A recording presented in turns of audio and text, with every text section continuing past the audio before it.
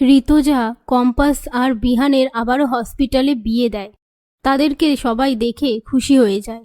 পরের দিন বিহান হসপিটালে কম্পাসের সাথে দেখা করতে আসলে কম্পাস বলে, আমার শরীরটা খারাপ লাগছে, মাথা ঘুরছে, আনইজি ফিল হচ্ছে, একটু জানলাটা খুলে দিন না।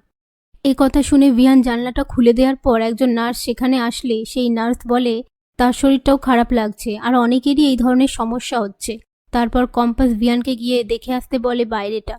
এরপর বিহান বাইরে এসে দেখে ব্রয়লার রুমে কতগুলো পাইপ ভেঙে পড়ে রয়েছে। সেই কথাটা গিয়ে কম্পাসকে বললে কম্পাস বলে, আপনি আমার ব্যাগটা এনে দিন। ব্যাগটা এনে দেওয়ার পর কম্পাস ব্যাগ থেকে যন্ত্রপাতি নিয়ে কিছু একটা করতে থাকে।